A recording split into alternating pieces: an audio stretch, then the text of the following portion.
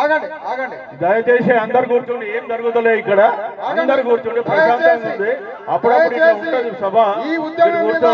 ఈ ఉద్యమం మీద గౌరవం ఉంటే అందరు కూర్చోండి. ఈ పోరాటంలో పాల్గొనాలనుకుంటే ప్రశాంతంగా ఉండండి, మీకు సమాధానం లభిస్తుంది. ఒక్క 2 నిమిషాలు ఆగండి. దయచేసి అందరు కూర్చోండి. ఏం లేదు ఇక్కడ. నరసయ్య గౌడ్ మీడియా మెన్ కూర్చోండి దయచేసి. మీడియా పీపుల్ దయచేసి అక్కడ ఏం కనిపిస్తలేదు. ఆగండి అన్న సమాధానం ఇస్తాను కదా. ఇక్కడ సమాధానంతో బయటికి పోదాం.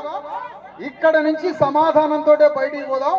బూర నరసయ్య గౌడ్ మాజీ పార్లమెంటు సభ్యులు గారు ఫస్ట్ మన బంధువు, ఇది మర్చిపోవద్దు. రెండవ విషయం వారు పార్లమెంటు సభ్యులు, రాజ్యాంగం గురించి, పార్లమెంటు విధానం గురించి, చట్టాల గురించి సంపూర్ణంగా తెలిసిన వ్యక్తి.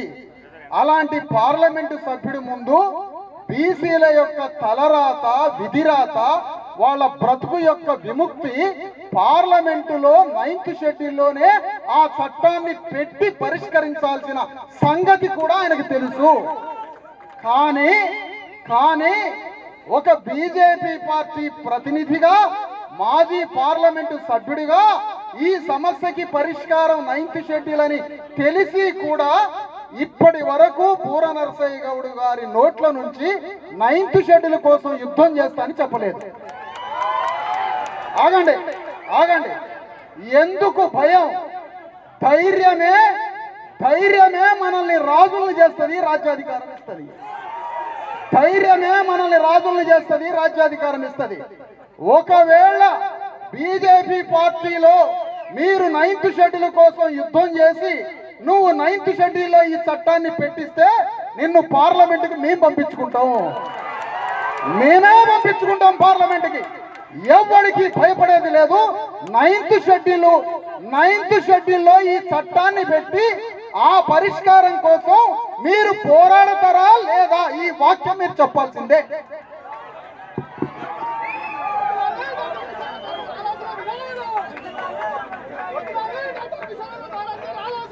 ఈరోజు ఇది బీసీ కుటుంబ సభ్యుల సమావేశం, రాజకీయ పార్టీల సమావేశం కాదు. నీదేం చెప్పాను, 42% ఎంత ఇంపార్టెంటో స్థానిక సంస్థల్లో 9 షెడ్యూల్తో పాటు ఆర్థికంగా అనేక అంశాలు ఉన్నాయి. వాటి మీద పోరాటం చేయటం అనేది కూడా ఇంపార్టెంటు.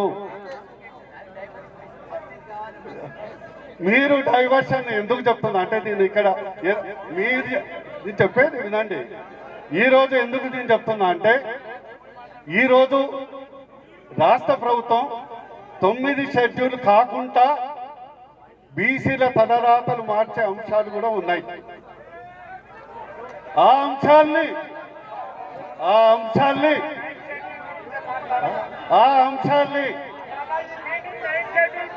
ఆ అంశాల్ని కూడా మన తలరాతను మారుస్తాయి. ఎవరద్దు వారు చెప్పేసి పంపిద్దాం. Okay right.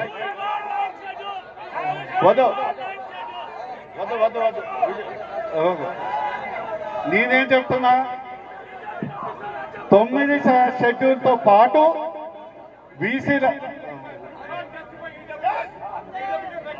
Right sir, thank you. EWS గురించి మాట్లాడద్దు, 9వ షెడ్యూల్ గురించి కూడా మీరు ఏమవుతుంది సార్? రైట్ ఇక్కడ వద్దు. Okay right. దయచేసి అందరూ సైలెంట్ గా. ఈరోజు నేనేం చెప్తున్నా, 42%తో పాటు ఈరోజు సరే వారి అభిప్రాయం వారు చెప్పుకునే వారికి స్వేచ్ఛ ఉంటుంది. దయచేసి కామారెడ్డి బీసీ డిక్లరేషన్ గురించి చెప్పడం జరుగుతుంది. అందుకొరకు బీసీల తలరాత మాట్లాడితే అన్ని అంశాల గురించి కూడా మనం పోరాటం చేయాలని నా యొక్క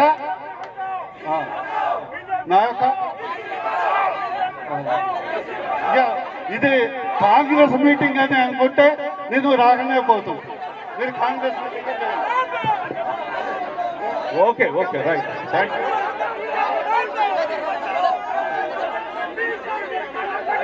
బాబు ఇది ఎవరి న్యూట్రల్ సంస్థ, న్యూట్రల్ మీటింగ్. సరే, వారి అభిప్రాయం వారు చెప్పిండ్రు. హలో, దయచేసి అందరూ బూర నరసయ్య గౌడ్ గారిని ఆగండి సార్. Okay okay right. బూర నరసయ్య గౌడ్ గారు 9th షెడ్యూల్ మీద మన శాంతి ఉండాలి. ప్రకటన చేయలేదు. శాంతి శాంతి. బూర నరసయ్య గౌడ్ గారు పార్లమెంటు సభ్యుడై ఉండి 9th షెడ్యూల్ మీద ప్రకటన చేయలేదు. బూర నరసయ్య గౌడ్ గారు 9th షెడ్యూల్ మీద ప్రకటన చేయలేదు. ఈ విషయం గుర్తుపెట్టుకోవాలి. దయచేసి ఇప్పుడు బూర నరసయ్య గౌడ్ గారే మనం మాట్లాడతారు. ఇప్పుడు మన ఏం లేదు, ఇప్పుడు ఎవరి అభిప్రాయం వారు చెప్పుకుంటారు. ఇది ప్రజాస్వామ్యం. మనం అర్థం చేసుకోవాలి అంతే. ఎవరి అభిప్రాయం వాళ్ళు చేసుకుంటారు. మీరు దయచేసి వినండి. ఎవరి అభిప్రాయం వాళ్ళు చెప్పుకుంటారు. మనం మౌనంగా ఉందాం. సార్ మైక్ నవ్వుతూ ఇంకా గొడవద్దు. మీరు ఆ మాట ప్రకటించకపోతే ఆటోమేటిక్ గా బీసీ సమాజం నుంచి మీరే బహిష్కరణకు గురైపోతారు. మీరే బహిష్కరణకు గురవుతారు అంటున్నా. మీరు 9th షెడ్యూల్ ని ప్రకటించకపోతే మీరే బహిష్కరణకు గురవుతారు. Hello, right.